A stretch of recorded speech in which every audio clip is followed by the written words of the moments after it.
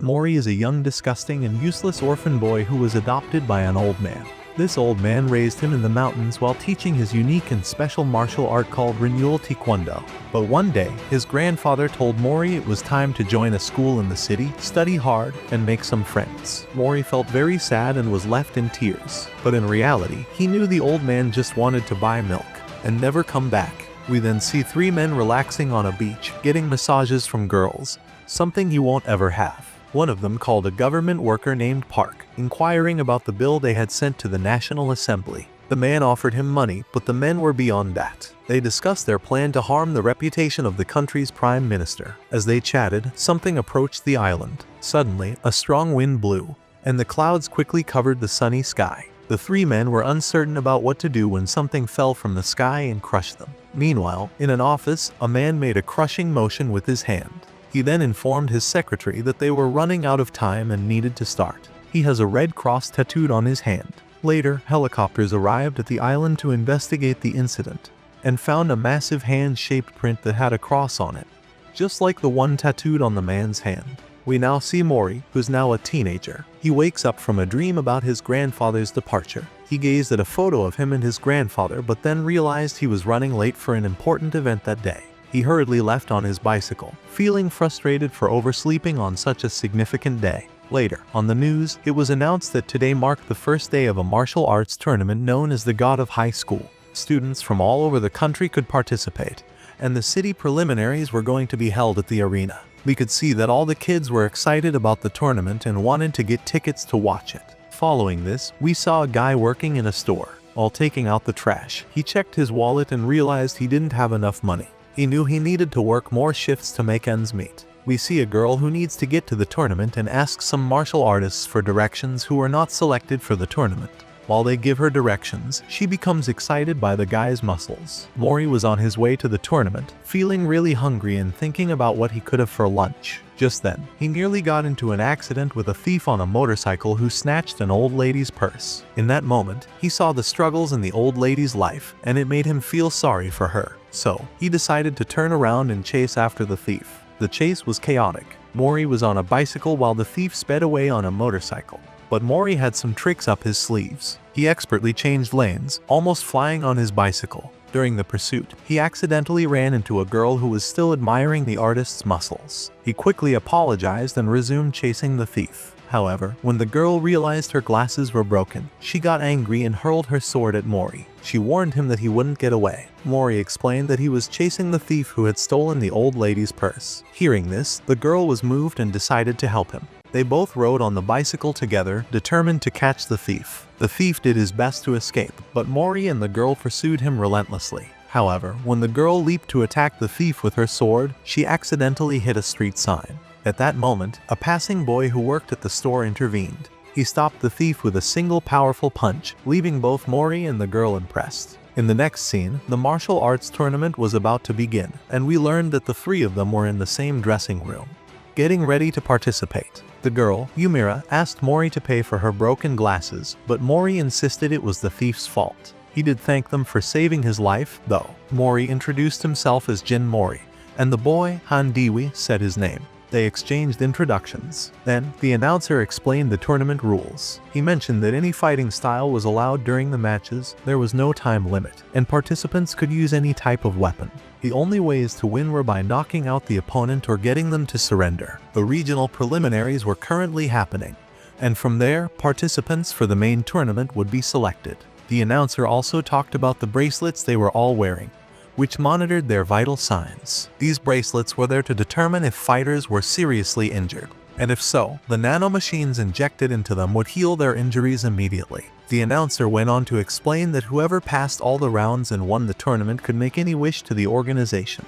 With all the fighters gathered, he declared that the fight had begun. Initially, everyone, including the audience, was shocked, but they quickly realized that it was a battle royal. Some fighters quickly realized that the bracelets not only monitored their life signs, but also indicated their fighting levels. As a result, they began targeting the weaker participants, demonstrating the different abilities of each fighter. However, it became evident that Mori was incredibly strong as he effortlessly defeated several opponents. Similarly, Dewey and Mira also proved their skills by defeating numerous participants. Afterward, a fighter named Kang Manseok entered the ring, and the blue-haired woman mentioned that he was the favorite to win the tournament. Kang started easily defeating several fighters, showcasing his speed even without using his arms. He expressed disappointment at the fighter's weakness and stated his preference for going back to sleeping in his prison cell. Mira stepped up to challenge Kang, but her blows didn't do much damage, although she proved to be a formidable opponent. During the fight, Kang made inappropriate comments about her beauty and asked her out, to which Yu responded with disgust. Behind Kang, we saw Mori pulling down his pants, revealing animal print underwear. This surprised Kang, who responded by delivering a powerful kick to Mori's chest, sending him flying. Dewey noticed that when Kang kicked him, Mori took the opportunity to injure Kang's foot with his arm. Mori then stood up and told Kang that if he used all his strength, he would do the same. They both leaped to attack each other. Meanwhile, officials from the United States government grew concerned upon seeing images of the events that took place on the island. A man with a scar on his forehead entered the room, causing everyone to point their weapons at him. The officials asked about his identity, and he introduced himself as Park Mujin, explaining that he worked for the Korean government. The first round of the tournament came to an end. Yu walked ahead to go home, and Jin and Han followed, as they were all heading in the same direction. Their houses were along the same route. Jin asked Yu why she had hit him, which led to the revelation of what had happened during the fight between Jin and Kang. Yu remembered that when she had jumped to attack Kang, she accidentally twisted Jin's neck. She explained that it was not intentional. She had confused him because she wasn't wearing her glasses. However, she mentioned that they were able to heal him using nanomachines that had been injected into all the fighters. These nanomachines could repair all the damage incurred during the fights, leaving Han impressed by the organization's advanced technology. Later, Jin revealed that he was participating in the tournament because he wanted to face many opponents and become stronger. He then asked Han why he was taking part, and Han responded that it was for the money. Finally, Yu mentioned that she was fighting to reclaim her family's martial arts academy. Jin teased her, wondering how people could easily snatch her sword from her, to which she responded that it was because she had no glasses on.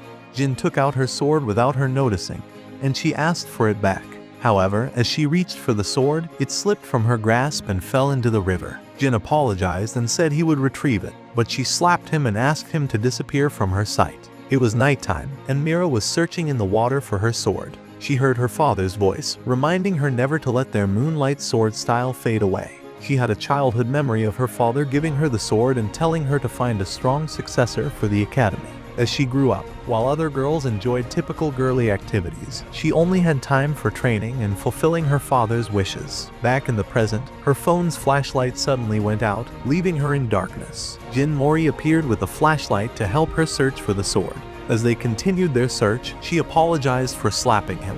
When he had taken the sword, she had felt very sad since it was the only memento of her father. Suddenly, Han appeared with bright lights to assist them in finding the sword. The next day, a new round of fights was about to begin, and whoever won would be able to participate in the National God of High School tournament. They introduced a fighter named Go Gamdo, who practiced the Tai Chi style. The three of them waited their turn in the locker room. Jin Mori was asleep when Kang approached him and threatened to harm him, even though Mori was asleep. However, Go stepped in and told Kang to leave him alone. Despite this, Kang kicked Go in the face, but Jin Mori quickly woke up and supported Go's back to protect him. Mori advised Go to always stay alert. The first match was between Yu Mira and Han Dichol, and with just one move, she knocked him out. After that, the fights began, and Jin Mori easily won his match. Afterwards, they watched the other participants' fights on TV, and Han also defeated his opponent. Seeing this, Jin Mori expressed his desire to fight them. Suddenly, Go Gamdo appeared to thank Jin Mori for intervening when Kang attacked him earlier. He mentioned that he shouldn't have let his guard down. However, as he was saying this, the announcer called the fighters for the next match. Jin Mori warned Go to be careful since his opponent was Kang. Go told Mori that he didn't fear Kang, but he was concerned about losing the Battle of Wills. The announcer had declared that the fight would not end until one of them became unconscious or surrendered.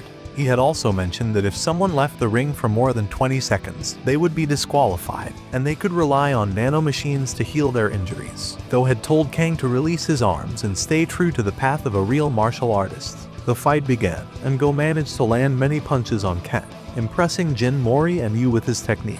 Then, he skillfully threw Kang into the audience, leaving everyone astonished.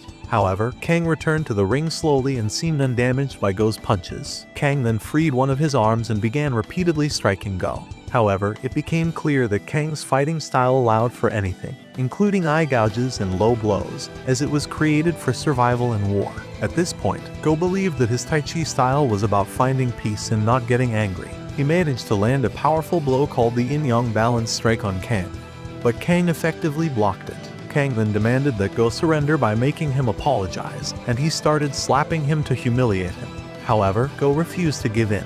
Kang continued to step on his face and then tried to tear Go's arms from his body. But just as he was doing so, Jin Mori intervened and began hitting Kang because he despised his dirty fighting style. The tournament organizers surrounded Jin Mori and informed him that he couldn't interfere in the fight that way. Kang got back on his feet and claimed that he was no longer the same. A black aura emanated from Kang, and he removed his heavy pants. We caught a glimpse of his past when he was weak and had asked his mentor to teach him techniques, but she had called him a failure. Returning to the present, Kang attacked Jin Mori with a powerful move. The organizers moved to intervene, but Jin Mori jumped and kicked Kang several times. He kicked Kang so many times that Kang fell unconscious. Suddenly, Park Mujin, the man with the scar on his forehead, appeared and used his power to throw Jin Mori to the ground. Over the microphone, he announced that he was the head of tournament administration, and a severe punishment would be imposed on Jin Mori. However, as they were taking him away, he heard the crowd praising and shouting his name.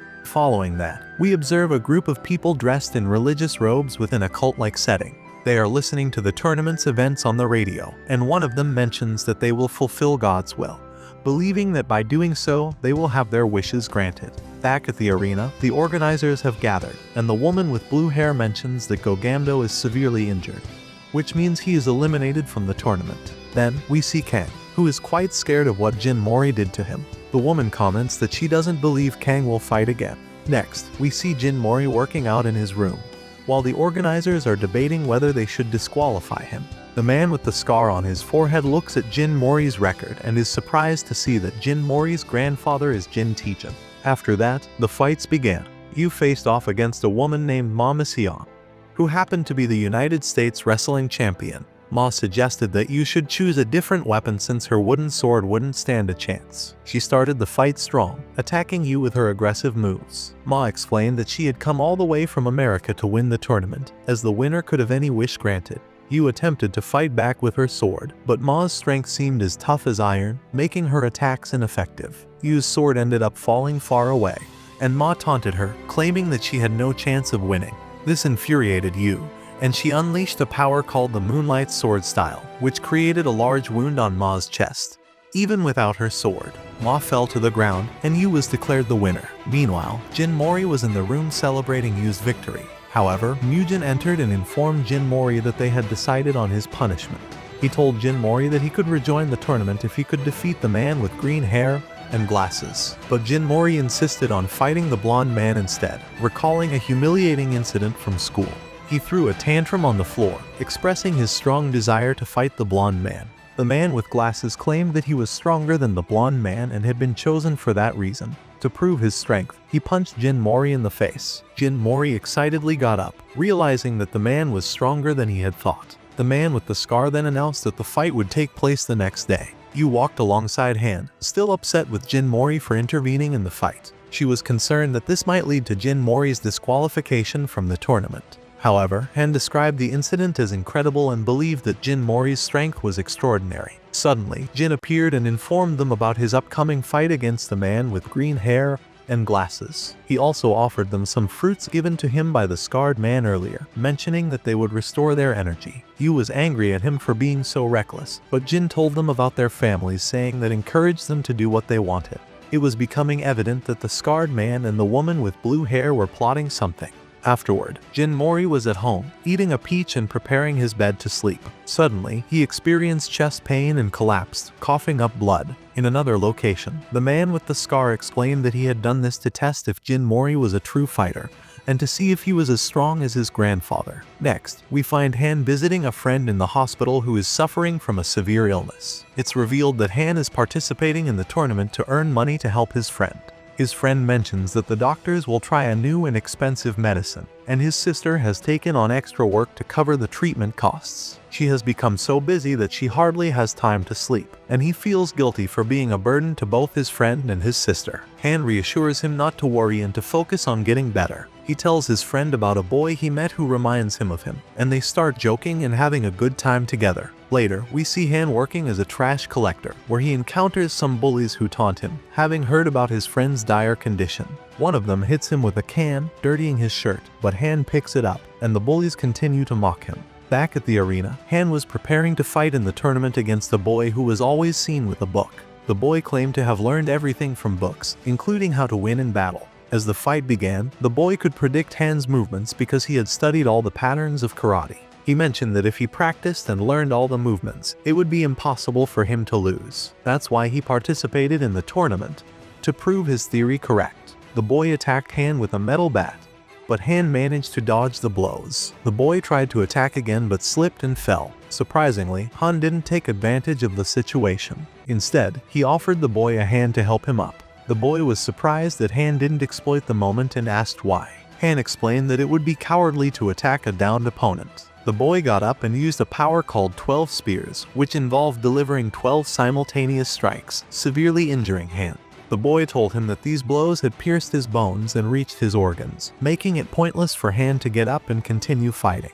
However, Han recalled his friend's struggle in the hospital, who had expressed a strong desire to survive his illness. We returned to the present, and because of this, Han knew he couldn't afford to lose. So, despite his injuries, he got up and continued to fight. The boy launched an attack with 72 spears, but Han countered the boy's onslaught with a move called Black Tortoise. He followed it up with an attack called Vermilion Bird, creating a whirlwind that blinded the boy. Finally, he unleashed White Tiger, the third attack, landing multiple blows on the boy, who was left helpless. The boy couldn't believe that his theory had been completely dismantled. Unable to continue with his fourth stance, the boy collapsed and was eliminated from the tournament. Next, they announced the fight between the commissioner with green hair and Mori. However, Jin Mori was unconscious in his house. Suddenly, something inside his body awakened him. Later, as they waited for him to arrive at the fight, everyone thought he wouldn't show up. But then he arrived running and jumped into the ring. Although he seemed a bit tired and didn't know why his body was burning so intensely. Upon seeing him, the green-haired commissioner taunted him, suggesting that he might have been scared to face him.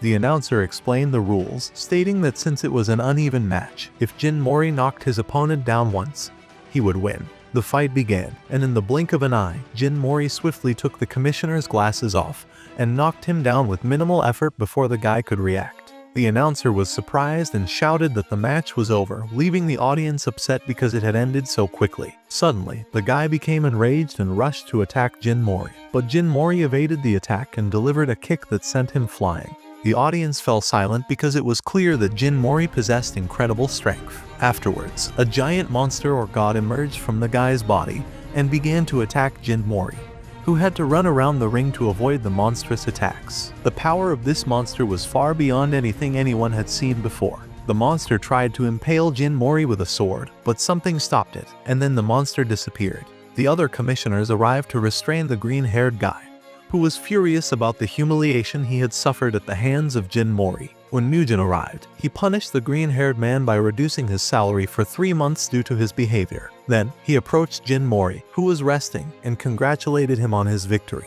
Jin Mori replied that he was very hungry and wanted to eat a banana. At that moment, there was no doubt in the man's mind that Jin Mori was indeed Jin Tijin's grandson, the so-called Tiger Cub. Next, a television program discussed the God of High School tournament, with the presenters announcing that only 4 fighters remained from the preliminary round. These fighters were Mori, a practitioner of Renewal Taekwondo, Yu, the successor to the Moonlight Sword style, Han, a top full-contact karate practitioner, and another fighter named Byon Yihi, specialized in a Brazilian fighting style. The next match was set to be between Yu and Han. After this, our group of friends strolled down the street, discussing who they thought would make it to the final round. Suddenly, a car pulled up in front of them, and a young man got out. He walked toward them, knelt down, and confessed his love for Yu, asking her if she wanted to marry him. Upon hearing this, the 3 friends were surprised and embarrassed. In the next scene, Yu is seen with her younger cousin, and they are deciding on the dress she will wear for the wedding. The little girl expresses this belief that Seongjin has decided to marry Yu, revealing that this young man is a famous fighter who works in television. Seongjin expressed his desire to let Mira and her sword shine. Later, we are shown a flashback to Yu's childhood when her father had died, and she was approached by her uncle. Her uncle told her that she would now live with him and take care of her father's sword. He also attempted to teach martial arts but was too weak, and his students left the academy. Yu declared that she was the rightful owner of the sword and must secure a bright future for it. Later, at the dojo, the uncle asked Seongjin why he wanted to marry Yu. He replied that he had many plans involving her and the sword. He expressed his determination to fulfill a dream that neither he nor his brother could achieve. Later, Mori was trying to decide which burger to order when he overheard a conversation in line about his friend's upcoming marriage. He decided to go to her house to ask her why she was marrying Seongjin. When she asked how he found her house, he revealed that he had asked the people who organized the tournament.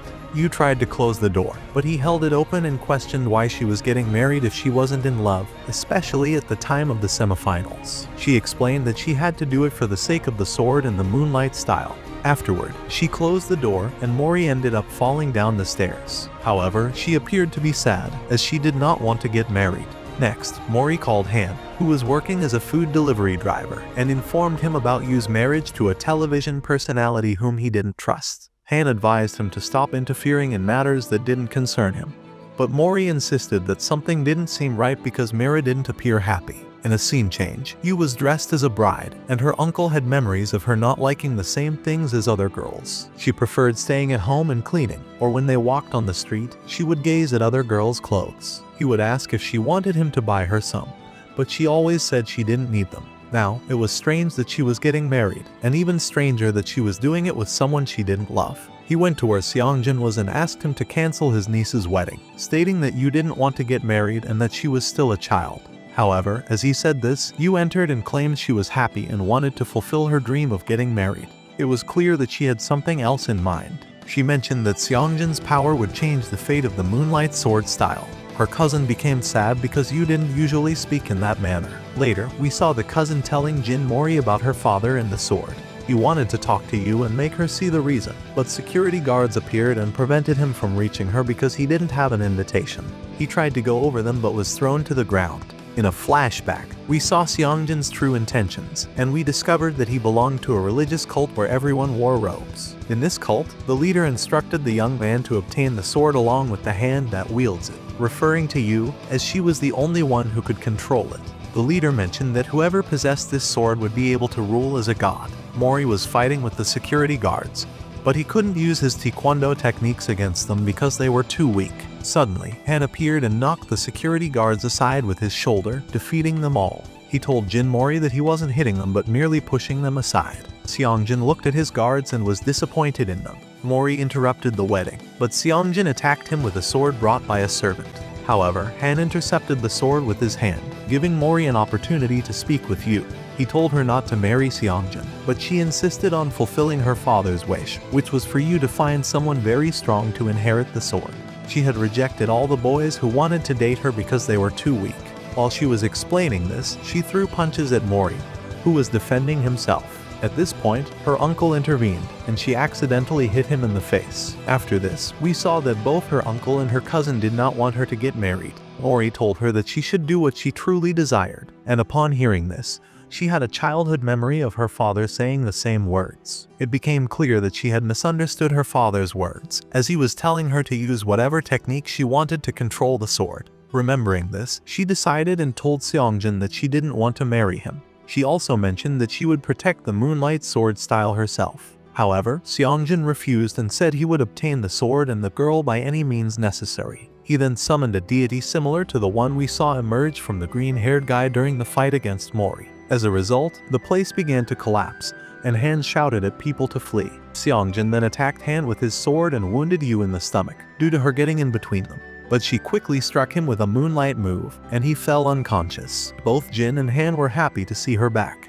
Afterwards, they were outside, watching the fire, and Yu felt guilty for everything that happened. Seongjin escaped in a car with his father's sword, and she said she didn't care if he took it because her father's spirit was not in the sword but inside her. Afterward, she walked away laughing with her friends, and both her uncle and the little girl were happy for her. Later, Han was in the hospital while doctors tried to revive his friend, but they couldn't do anything because he had no pulse. After that, Han was at work, and the usual guys came to taunt him. This time, he didn't allow them to make fun of his friend and beat all three of them. Then, we saw the semifinal of the tournament between Han and Yu. At this moment, Han was filled with rage over his friend's death, and the audience was shocked to see him brutally beating Yu. He wanted to continue hitting her despite her being severely injured and unconscious, so the presenter had to step in to stop him from killing her. After the fight ended, he passed by Mori and told him that they would meet in the final. Mori thought that Han seemed like a different person and not his friend.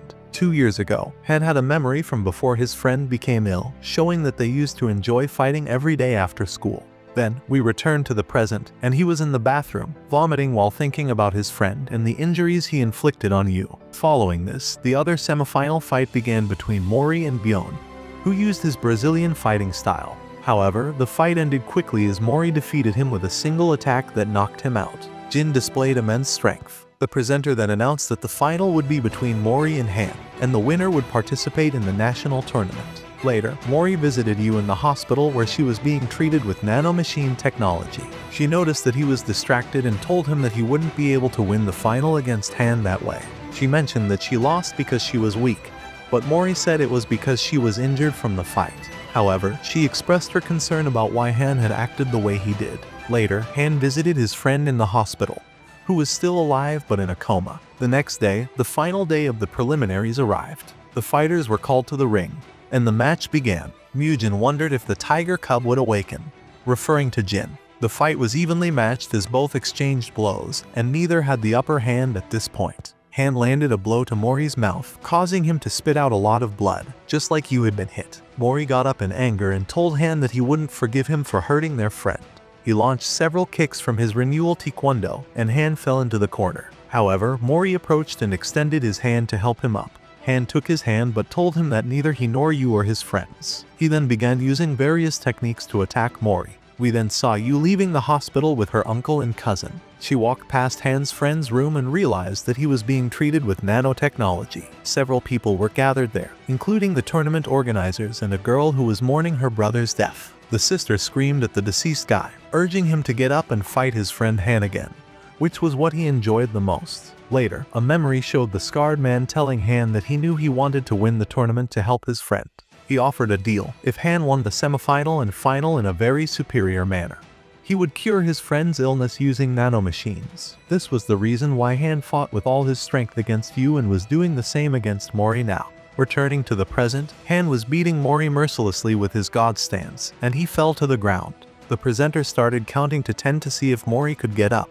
But before the count reached 0, the scarred man appeared and told Han that his friend had already died. At that moment, Mori got up before the count reached 0. Later, we delve into Han's school days, where he had gained a reputation for winning all his fights, even against older students. In one instance, he found himself outnumbered by students armed with sticks, but an unexpected ally, the friend who would later mean so much to him, appeared to aid him in the battle. After their victory, both exhausted and lying on the ground, the friend questioned Han about why his supposed friends hadn't come to his aid. Han responded with a bitter truth: those he associated with weren't truly his friends. The friend offered a valuable piece of advice, urging Han to place more trust in people. Returning to the present, Han awoke from his unconscious state, grappling with the devastating news of his friend's passing. Mori initiated a brutal attack, but Han defended himself ruthlessly. At this juncture, we learn about the scarred man's previous conversation with Han. He revealed that the nanomachine treatment had been initiated, but regrettably, it was too late. Consequently, their contract had come to an end, leaving Han free to fight as he saw fit. In the heat of the battle, Han reflected on the folly of proclaiming that Mori and the others weren't his friends. He also recalled the words of his departed friend, the advice to trust people more echoing in his mind. Despite Mori's relentless assault, Han chose not to resist. In the midst of the intense battle, Yu implored Han to fight as he had when he faced her and handed him a letter left behind by his late friend. Yu cautioned Han not to reveal its contents to Mori, fearing that it might affect their fight. Upon receiving the letter, Han recollected his friend writing it before his untimely demise. The letter conveyed his happiness and encouraged Han to fight for himself. Filled with newfound determination, they engaged in a fierce battle, both content as they gave their all. Mori unleashed a powerful blue dragon kick, causing Han to tumble to the ground. The announcer declared Jin Mori the tournament's winner. Han had another memory, this time of a fight he had won against his friend, who was overjoyed and suggested they share a smile. Han, however, asserted that smiling wouldn't bring them any victories, to which his friend insisted that they would become best friends. Back in the present, as Mori extended his hand, Han realized that Mori's smile mirrored that of his departed friend. They shook hands, and Mori declared them friends. Yu assisted Han to his feet, declaring her intent to defeat him in their next match. Together, they walked away, and the audience erupted in applause, celebrating their newfound friendship. Jin Mori's grandfather, named Jin Taejin, finds himself deep in the forest when a group of men dressed in robes from the religious cult suddenly appears. One of them approaches the elderly man, suggesting that strong individuals should unite and join their cause, claiming that they've been bestowed with power from heaven. However, the old man vehemently refuses, asserting his right to live life on his own terms, a sentiment he often shares with his grandson. In response to this refusal, the man's expression changes, hinting that he might have used some form of power or manipulation on the elderly man. Mori lies on his bed, pondering the whereabouts of his long-lost grandfather, whom he hasn't seen since his childhood. Meanwhile, on television, the presenters make an announcement about the upcoming national tournament, which will be held in teams starting in 2 weeks. To participate in this tournament, the top 3 fighters from each regional preliminary must form teams. In order to determine the 3rd and 4th place fighters, Yu competes against the fighter skilled in Brazilian style and easily secures the 3rd place position. Mori enthusiastically cheers for her from the audience, but both Yu and Han feel somewhat embarrassed. The tournament administrators review detailed analyses of the teams, and a sudden rule change is enacted. This change is motivated by the realization that anyone on the teams could be the key, as they all possess key-like qualities. They understand that the key is awakened when the individual's strongest emotion triggers their latent power. Additionally, the administration expresses concern about the cult's increasing audacity after the preliminaries, as they are pursuing the same objectives. Mori expresses his happiness that Yu has won, ensuring that all 3 of them can participate in the upcoming big tournament as a team. They walk down the street together, and Mori is excited about the prospect of going to the tournament with his friends. However, a sudden realization strikes him: in a team competition, he won't be able to fight against his friends. Yu questions why he would want to fight against them, and Mori responds that being the strongest is incredibly cool. During this conversation, Mori senses someone passing by, but the person disappears quickly, leaving him intrigued. Later, we see an elderly man who has been sent by the scarred man to spy on Mori. It becomes clear that this elderly man is a master, and they summon these masters using cards. There are 6 of them in total. The elderly man used to be Mujin's teacher, and he believes that Jin Mori must be strong because he survived after consuming the sage fruit. Thus, the elderly man intends to mentor him. Continuing the storyline, we are shown what transpired with Mori's grandfather. The men in robes summon a god from the sky, creating a portal through which a giant sword descends, pointing towards the elderly man and causing massive destruction in its wake. This catastrophic event makes them believe that the end of the world is imminent.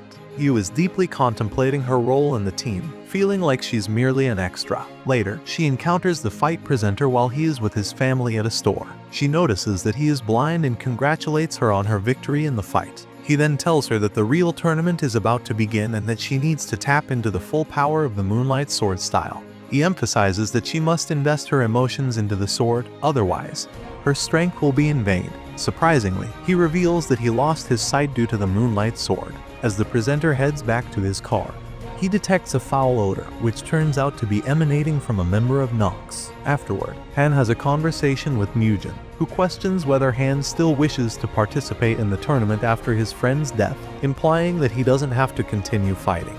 Han responds by stating his commitment to repaying a significant debt, and his determination to win the tournament, as it's what his late friend would have wanted. He also expresses his curiosity about the hidden power behind the tournament, alluding to the god that emerged from the green-haired man during Mori's fight. This revelation captures the scarred man's attention as he gazes at images of gods on the wall. Mori is dedicated to his training in an effort to gain more muscle and surprise Yu and Han.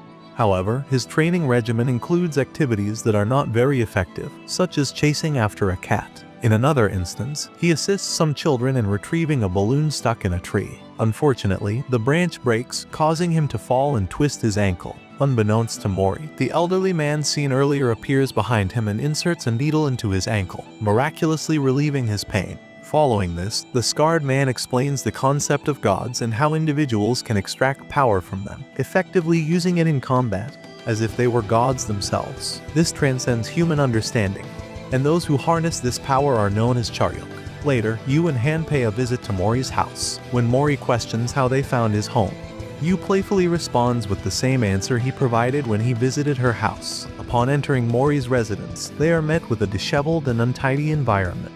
Mori explains that he used to live with his grandfather in the mountains but relocated to the current place to attend school. The three friends exchange the knowledge they have acquired over time, discussing topics like Charyuk and Mori's healing abilities as he successfully relieves Yu's sore shoulder. They recognize the need to stay vigilant, as many of the fighters in the tournament are now wielding the power of gods. The highly anticipated national tournament, featuring the country's best teams, is on the verge of commencing. In total, there are 3 fighters representing each of the 9 regions, making for a total of 27 competitors. The stakes are high, as the tournament promises the winners the incredible power of a god, which has the potential to grant any wish. Yu keenly observes that the presenter for the tournament is different from the one they encountered previously.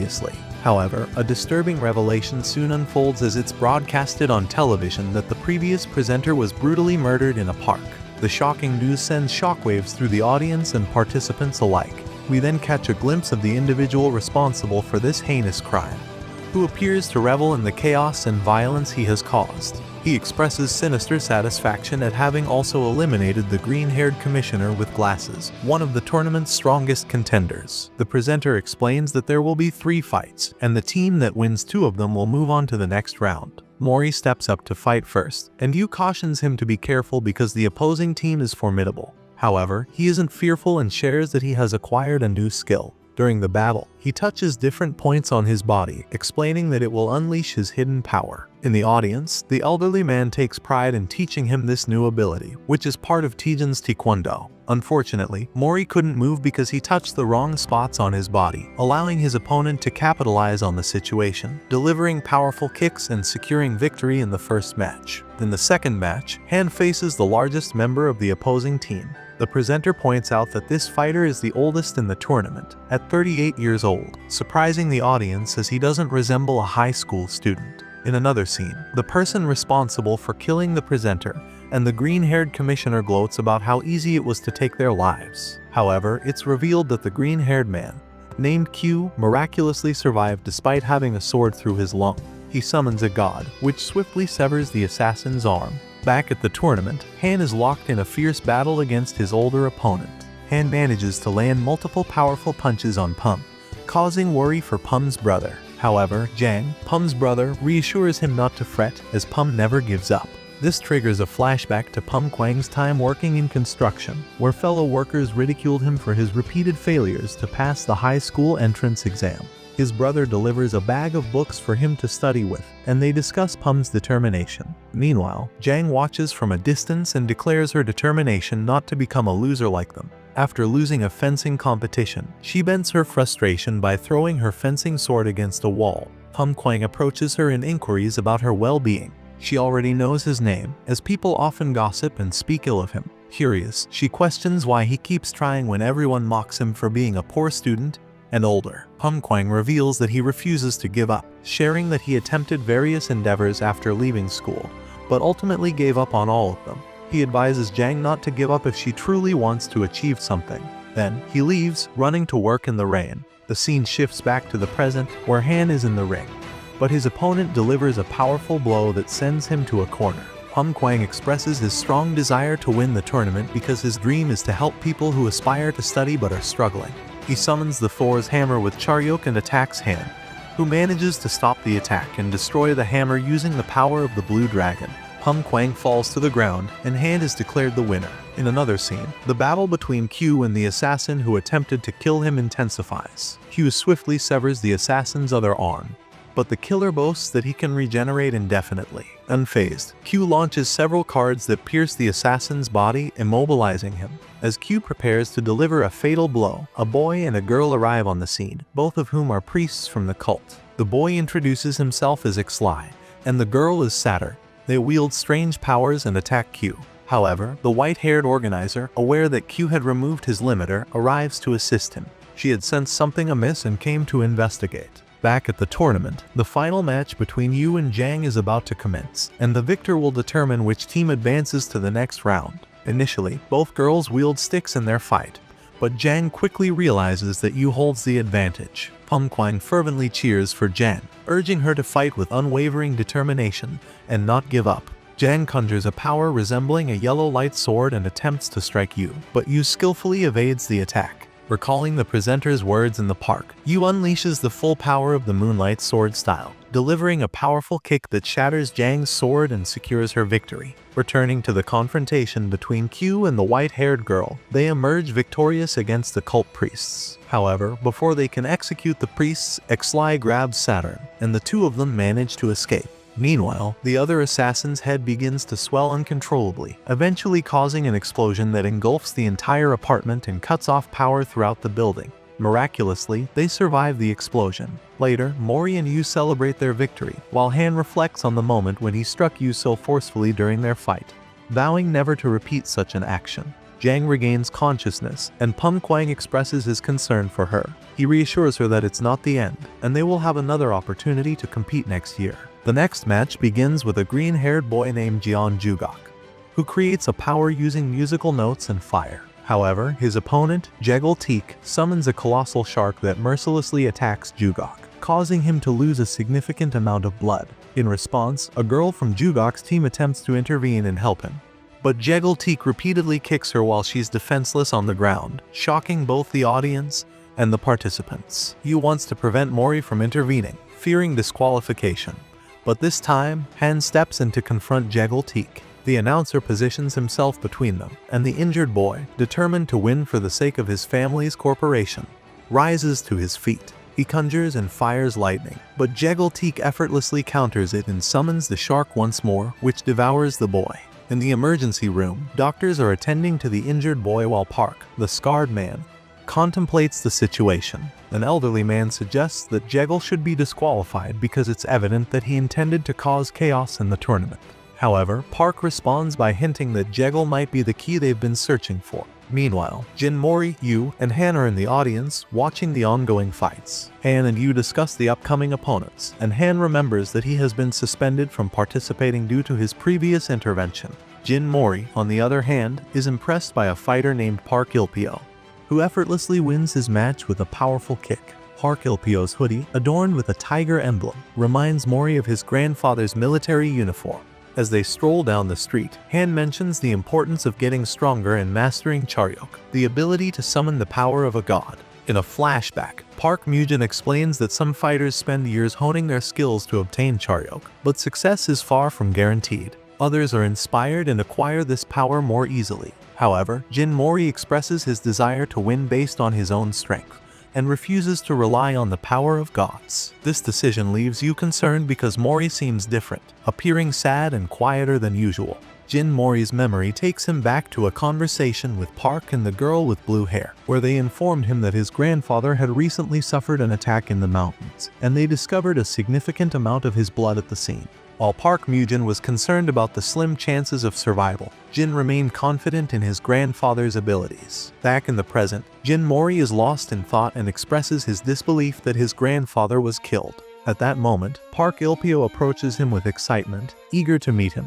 They exchange friendly punches, both ending up in a deadlock, and neither of them takes it further. Ilpio apologizes for his enthusiasm and offers a hand to help Jin up. During their conversation, Park Ilpio reveals that he has been following Jin Mori's progress since the preliminary rounds. Jin Mori, curious about the tiger symbol on Ilpio's hoodie, inquiries about it, and Park explains that he wears it as a sign of respect for Jin Taejin, Mori's grandfather. Park Ilpio shares his childhood story with Jin Mori, revealing that his mother abandoned him after his father's funeral. He was then placed in a martial arts academy, where he felt lonely and isolated. One day, Jin Taejin appeared with a young Jin Mori sleeping on his chest. Jin Taejin approached Park Ilpyo, explaining that he had fought alongside Ilpyo's grandfather in a war. He gave Ilpyo a book of martial arts techniques called Taekyon, which his grandfather had studied throughout his life. Jin Taejin encouraged Ilpyo to grow up quickly and become a great fighter. As he left, Ilpyo noticed the tiger symbol on Jin Taejin's uniform, which left a lasting impression on him. During their conversation, Ilpyo intercepts an attack that was aimed at Jin Mori, using his skills to stop the shark's teeth launched by Jegal. Ilpyo then confronts Jegal, warning him not to harm innocent people. A flashback reveals Ilpyo delivering a powerful blow to Jegal, leaving a strong impression on him. Afterward, Jegal departs, and Ilpyo cautions Jin Mori about the danger that Jegal poses. Jin Mori is surprised and grateful for Ilpyo's assistance, realizing that he wouldn't have been able to stop the attack without him. The scene shifts to Jin Mori training as he strives to become even stronger. Q barges into Park's office with anger, questioning why Park allowed the family of the deceased presenter to be murdered. In response, Park strikes Q and reminds him that he needs to compensate for the apartment damage caused during their fight. He also informs Q that 9 months of his salary will be deducted as a consequence of his actions. Later, on a rooftop, the blue-haired girl explains to Q that she created a fake body to deceive their enemies while the real wife and daughter were moved to a safe location. Meanwhile, Q retrieves a coin from beneath a soda machine, and Han, who works at the same location, observes him. Han approaches Q and makes an offer. He wants Q to teach him how to use Charyuk, and in return, Han promises to prepare lunch for him every day, allowing Q to save the money he would otherwise spend on food. Han's motivation is to become stronger than Jin Mori and ultimately defeat him. He senses that Jin Mori is troubled, and Han wants to be a reliable ally. Park meets with the tournament organizers and reveals that a dangerous religious cult called Nox is targeting them. He urges them to eliminate any member of this organization if they encounter them. Meanwhile, the members of the Nox cult gather for a meeting, and their leader declares war on the organizers of the God of High School tournament. In another scene, Jin Mori reflects on his 17th birthday and his long separation from his grandfather, Jin Taejin. He recalls that his grandfather left him to confront dangerous adversaries when he was just a child. Yu and Han surprise him with birthday wishes, bringing food and spending the evening playing and having fun together. They make a pact to win the tournament, even though Han can't participate due to his suspension. The following day, Jin Mori receives a letter containing a map and a photo of his grandfather, who is shown bound by chains, raising concerns about his safety. Jin Mori rushes on his bicycle, determined to save his grandfather. He mentally apologizes to Yu and Han, promising to return in time for the tournament. Meanwhile, the quarterfinals have begun, featuring a match between Seoul and Jeju, two teams that were seeded into the tournament at the last minute. Yu and Han search for Jin Mori but can't find him anywhere. The blue-haired woman suddenly appears and informs them that the fight is about to start, urging them to return to the stadium. She warns that if Jin Mori doesn't arrive before his turn, he will be disqualified, and their team will be eliminated from the tournament. Later, Yu stands alone in the ring as Han was disqualified earlier. She resolves to buy time for Jin Mori to return, just as she prepares to face the opposing team. They arrive wearing black robes, raising suspicions that they might be associated with the Nox organization. The fighter set to battle Yu removes his robe, revealing his muscular body and a wooden sword that belonged to Yu's father, adding tension to the upcoming fight. In the midst of her fight, Yu's wooden sword shatters, and her formidable opponent reveals a national treasure known as Fengxian, harnessing its immense power. This revelation shocks Yu, as she was unaware of the sword hidden within her weapon. Her muscular adversary taunts her, highlighting that despite years of training, she never realized the true nature of her sword. As the intense battle continues, Yu manages to disarm her opponent momentarily. However, when she attempts to wield the sword, she recognizes it as her own, but it promptly vanishes from her grip and reappears in her adversary's hand. He explains that the sword recognizes its true owner, and it now acknowledges him as such. Meanwhile, Jin Mori arrives at an abandoned location in pursuit of his grandfather, only to discover a disturbing scene. He finds a person impersonating his grandfather, and when this imposter's head grotesquely turns backward and then inflates, it results in a catastrophic explosion, obliterating the surroundings. A mysterious man appears and informs Jin Mori that his intention is to eliminate the strongest competitors in the tournament in his quest to reach the key. Jin Mori, undaunted, prepares for a fierce battle as the man multiplies into numerous identical clones. Simultaneously, Yu continues to endure a brutal beating from her powerful opponent, who mocks her for her perceived lack of strength. Han's search for Jin Mori leads him to a room where he discovers Pum lying on the ground. As he enters the room, a woman appears, prompting Han to engage in combat briefly. However, he decides that he doesn't have the time to waste on this confrontation.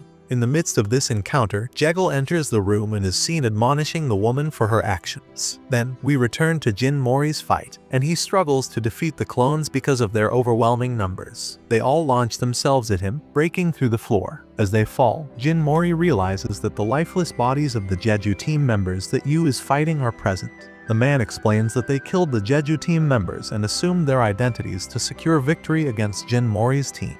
Jin Mori presses certain points on his body, numbing himself for the next hour. Meanwhile, the muscular opponent continues to overpower Yu, and she lacks the strength to defend herself. He taunts her, suggesting that Jin Mori won't return.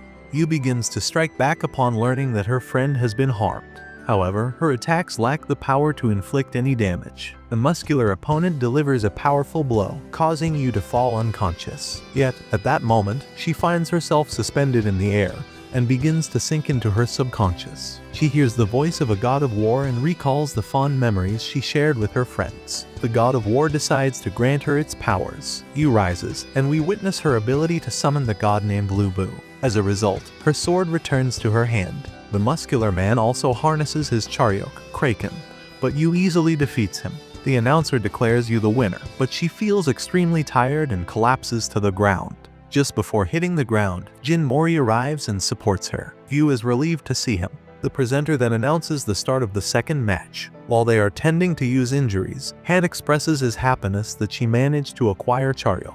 However, they can't help but notice that Jin Mori is unusually angry, unlike anything they've seen from him before. The fight commences, and Jin Mori's opponent inquires about how he managed to escape from the clones. Jin Mori remains silent and launches a powerful attack using blue dragons. This power isn't derived from a god but was created by Jin Mori himself. As we witness Jin Mori striking his opponent, it simultaneously reveals how he defeated the clone man earlier. In a later scene, we delve into Ilpio's memories, where Jekyll inflicts a severe injury on his best friend, Seunjun, by breaking his leg. At the hospital, they inform Ilpio that while Seunjun will eventually be able to walk again, she will never be able to practice martial arts. Ilpio seeks out Jekyll and subjects him to a thorough beating on the ground, demanding that he apologize to his injured friend. However, the police arrive and apprehend Ilpio. Following this incident, as he exits the police station, a man outside hands him a letter. It's revealed that this letter is an invitation to participate in the God of High School tournament. After considering the offer, he and the other girl decide to join the tournament with the hope that the prize money can help their friend. Park explains to Jin Mori, Han, and Yu what transpired with the imposter Jeju team. He reveals that these individuals posed as others in an attempt to eliminate them from the tournament, but their efforts failed. The group will still compete in the semifinals. Han inquires about the motive behind the attack and who might be behind it. The scarred man discloses that it was orchestrated by the Nox organization. Meanwhile, we revisit the man with the clones who had been defeated by Jin Mori and is now severely injured. Jekyll arrives and asserts that he isn't a member of the organization but cooperates with them to gather information. As he departs, he summons the giant shark, killing the injured man, and declares his intention to claim the key. The tournament presses on, and Jin Mori's team squares off against Ilpio's team. Yu and Han continue to observe Jin Mori's unusual behavior, noting that he is quieter than usual. Subsequently, the fight between Han and the girl named Sunga commences. Sunga launches a fierce assault on Han, but he recalls the information Park shared with them earlier. Park had explained that Nox's objective is to prevent others from harnessing Charyok's power, and those who master it must join their organization. This is why they abducted Jin Mori's grandfather, who possesses immense power. The group expresses their determination to confront Nox, but Park reminds them that they are still too weak. However, he promises to provide them with information about Nox if they emerge victorious in the tournament. In the midst of the fight, Han lands a powerful strike on the girl, sending her tumbling to a corner of the ring. Ilpio advises her not to continue as the odds are stacked against her. However, she resolutely refuses to yield, emphasizing that she refuses to fear the same fate that befell Seunjun. She's determined to honor her friend's memory by fighting until her last breath. With this determination, she launches another attack at Han, but his strength proves insurmountable, and he emerges victorious. Han approaches Jin Mori, who has been exhibiting a different demeanor, and reassures him that they, as a team, will win the tournament together. Following this, Yu embraces them, stressing the importance of their unity and support for one another. Jin Mori, moved by his friend's words, realizes he had been acting wrongly and reverts to his playful and jovial self. Meanwhile, Ilpio watches their interaction with a sense of sadness as they tend to his defeated friend. Soon-Jin arrives and acknowledges that Sunga had mentioned their participation in the tournament. She expresses gratitude to Ilpio for his concern regarding her leg.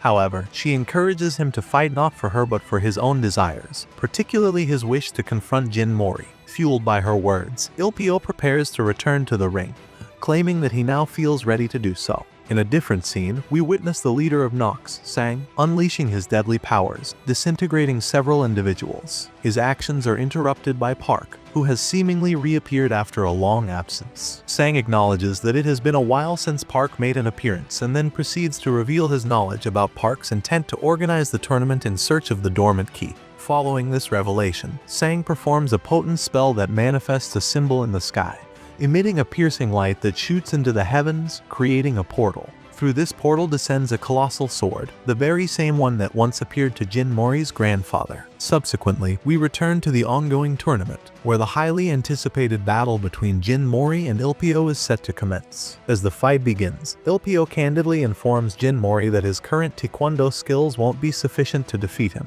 Ilpio proceeds to outline 3 crucial mistakes he believes Jin Mori is making: an inability to handle close combat, announcing his attacks aloud, and techniques that place excessive strain on his own body. Ilpio begins landing blows on Jin Mori, who seems helpless. Ilpio takes the opportunity to taunt Jin Mori, suggesting that his grandfather would be immensely disappointed in his current state of weakness. At this pivotal moment, Jin Mori contemplates how to turn the tide of the battle, and abruptly employs Yu's moonlight sword-style technique, surprising both Yu and Ilpio. This technique proves effective as it damages Ilpio. Jin Mori follows up with Han's black tortoise technique, demonstrating that he's actively addressing the weaknesses Ilpio had identified earlier. Turning our attention back to the portal, a shadowy figure with godlike characteristics emerges and exerts force upon the giant sword. Sang had hoped for this godlike being to pass judgment upon the tournament's organizers. However, Park intervenes by summoning a cross-shaped shield,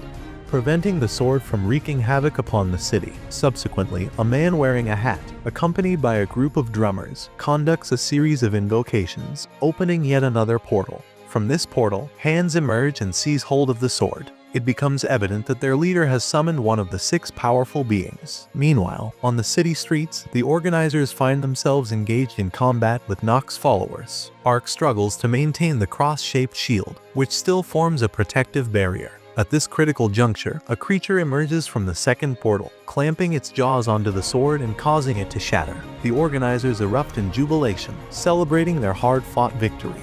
Following these events, we return to the intense battle between Jin Mori and Ilpio, where both fighters are pushing themselves to the limit, unleashing the full extent of their powers. It becomes evident that Ilpio has been providing guidance to Mori throughout the fight, leading to an impressive display of martial prowess. In a moment of reflection, we glimpse a memory from the past when Jin Tijin and Jin Mori visited Ilpio at the Martial Arts Academy. During their visit, the elderly man asked Ilpio if he would be willing to teach his grandson some valuable lessons if they were ever to cross paths. Remarkably, Ilpio fulfills this promise by imparting his knowledge to Jin Mori. As the battle reaches its climax, Ilpio eventually falls to the ground, defeated but content. He takes solace in the fact that he has fulfilled his commitment to Jin Tijin by helping his grandson become incredibly strong. However, as he lies on the ground, he enters a peculiar dreamlike state where he encounters a white-tailed fox. In this moment, Ilpio fervently declares that he cannot afford to lose. To the astonishment of all witnesses, he rises to his feet, undergoing a dramatic transformation. His hair turns white, his eyes glow yellow, and he manifests 9 fiery tails. This astonishing transformation leaves everyone, including Park and Sang, in awe, as the power emanating from Ilpio surpasses anything they have ever witnessed. Upon witnessing this extraordinary development, Sang smiles and proclaims that the key has finally revealed itself. Of course, I can assist with that. Please go ahead and share the chapter you'd like me to edit for clarity and readability, and I'll make the necessary adjustments in past tense and at a 7th grade reading level. Back in the midst of the fight, everyone, including Jin Mori, is astounded by Ilpio's transformation. Jegel's Charyok resonance led him to believe that Ilpio might be the key. Ilpio confidently announces that the real battle is about to commence. Jin Mori attempts to strike Ilpio, but his blows prove ineffective due to an invisible barrier that shields Ilpio. In response, Ilpio launches a series of devastating counterattacks, causing Jin Mori to be thrown to the ground. Uncertain of how to overcome this formidable opponent, Yu and Han watch in amazement, impressed by Jin Mori's unwavering determination. Ilpio motions towards his head, and Jin Mori notices his evident distress. In a series of defensive maneuvers, Jin Mori realizes that Charyok involves not only harnessing power, but also mastering one's own mind and body. In this realization, they find themselves on equal ground. Ilpio releases a fiery fox attack directed at Jin Mori, but as the fiery beasts approach him, they disintegrate into nothingness. The day grows dark, and a brilliant light radiates from Jin Mori, extending towards the heavens. He begins emitting powerful rays of energy from his body, leaving Ilpio astonished by this sudden surge of power. Following his incredible transformation, Ilpio launches a formidable attack known as the Night Parade of 100 Demons. However, Jin Mori responds by creating a powerful whirlwind that propels Ilpio high into the clouds. From above, a colossal hand descends, forcefully returning Ilpio to the ring and ending his transformation. The announcer officially declares Jin Mori as the victor, prompting the audience to erupt in celebration of the epic battle. Yu and Han excitedly jump into the ring to embrace Jin Mori. Han inquires if Jin Mori had utilized his Charyok, but Jin Mori himself remains uncertain about the extraordinary events that just unfolded. Sang, on the other hand, is taken aback by the outcome and exercises caution before making his departure. Meanwhile, Mujin instructs the team to secure the key while he seeks immediate medical attention for his injuries. After their lighthearted banter, Jin Mori pays a visit to Ilpio in the hospital room. They continue their friendly dispute over who's the stronger fighter. However, once they're left alone, Jin Mori confides in Ilpio, revealing that he's currently unaware of his grandfather's whereabouts. He expresses his determination to win the tournament, as the scarred man has promised to provide information about his grandfather if he emerges victorious. Concerned for Jin Mori's safety, Ilpio offers a word of caution, emphasizing the danger of facing Jegel in the finals. Despite the impending challenge, Ilpio pats Jin Mori's head affectionately, evoking memories of their shared childhood and the bond they've developed. Following his injuries from Jegel's previous attack, Jeon Jugok is determined to continue fighting for his family's corporation.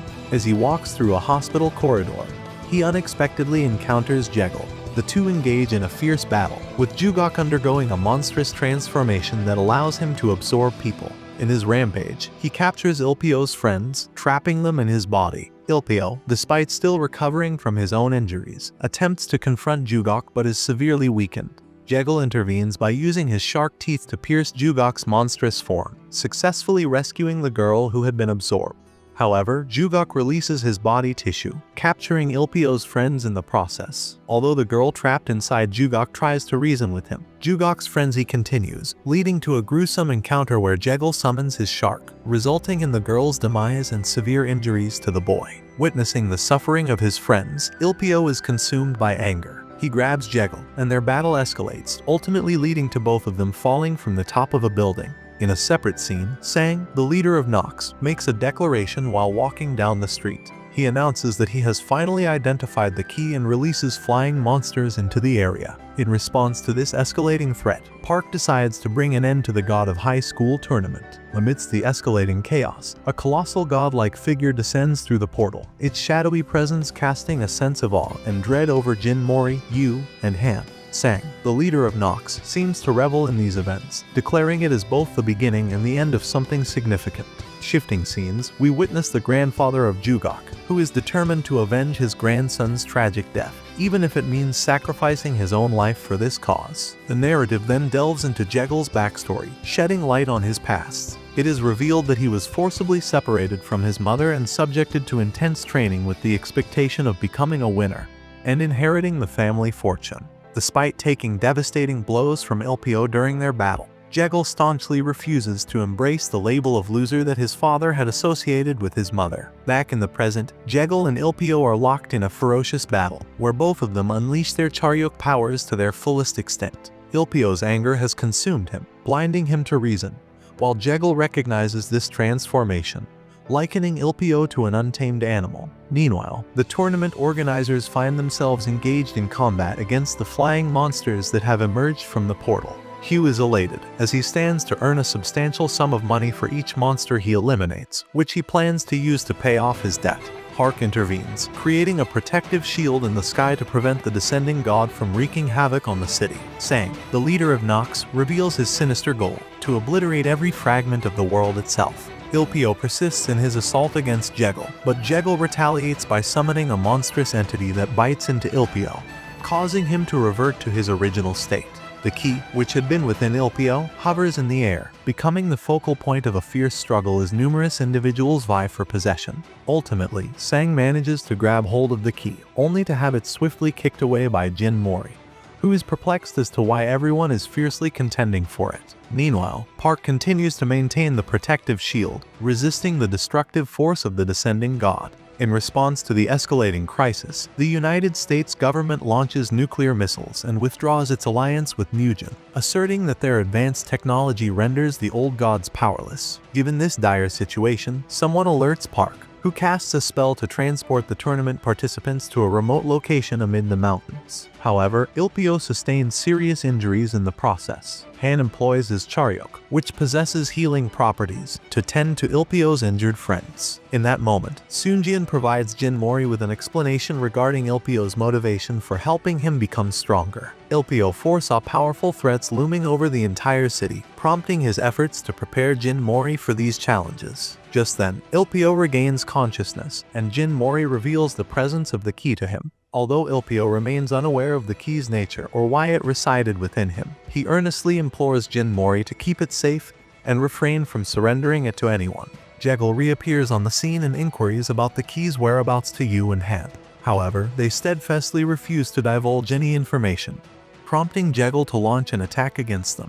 In a subsequent scene, Jin Mori embarks on a search for his friends and discovers them in a severely injured state. Han advises him to flee due to Jegal's overwhelming strength. Jegal boldly declares himself the victor and proclaims his intent to claim everything, including the key, as his own. After that, the god continued to break the shield, and at that moment, all the people in the city disappeared. The old man, Jian Yisen, had teleported the people to a location outside the city to protect them from harm.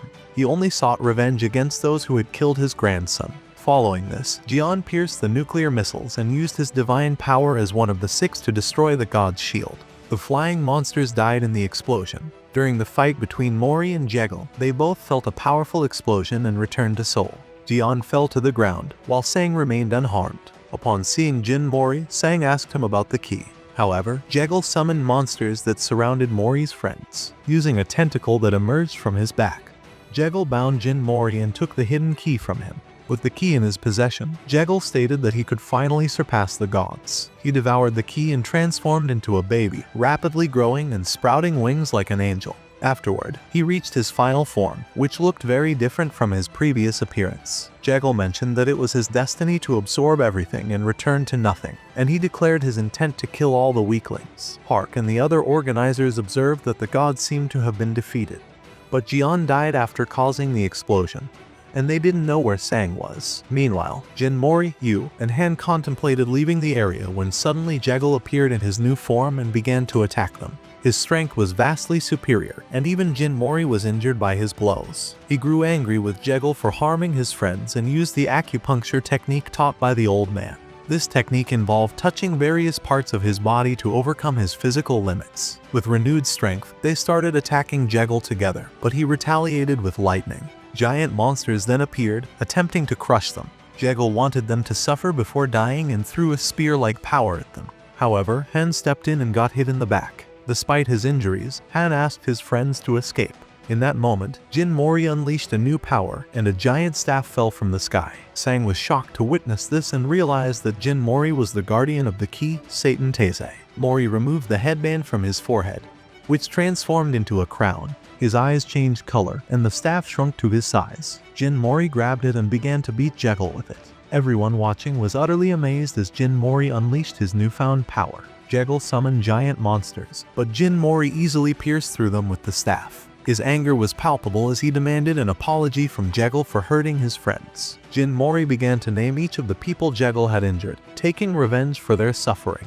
He hurled Jegal toward the ground at tremendous speed. Despite his injuries, Jegal got up and declared that he would never be a loser. In response, Jin Mori gathered clouds in the sky and repeatedly struck Jegal with lightning. Hark informed the organizers that Mori's power was not borrowed from a god but had become divine at that moment. Jegal lost his transformation and fell defeated to the ground, while Sang and his followers disappeared.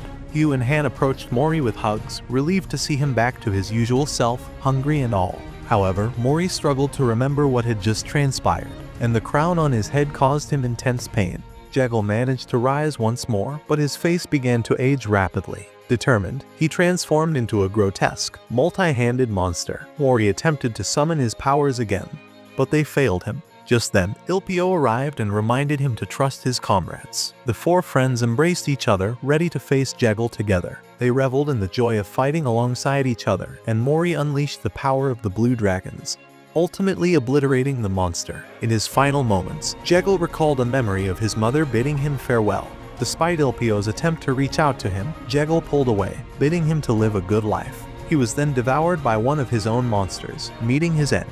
Ilpio managed to catch some fragments of the key from Jegal's vanishing body. Then, a woman emerged, declaring herself one of the six and the progenitor of the human race, claiming to be the strongest and most significant figure in the tournament. She informed them that, as the winners, they had the privilege to make any wish they desired.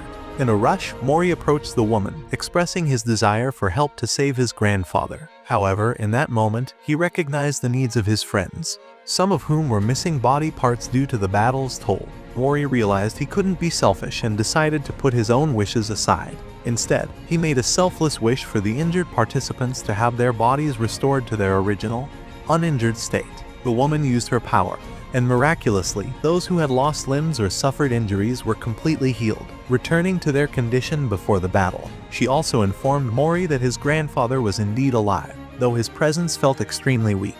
Mori shouted for joy upon hearing the news, and his crown disappeared, but he fell into a deep slumber due to exhaustion. The scene shifts, and Mori awakens from a 3-month slumber. He heads to the kitchen, where he finds Yu and Han busy cooking. In a flashback, the wish-granting woman informs Ilpio that the key fragments have been scattered across the world. She entrusts him, as the guardian of the key, with the task of gathering them, as the key possesses the power to challenge and potentially defeat the gods. Mori learns that to regain his lost memories from the battle, he must visit Satan Teise's homeland.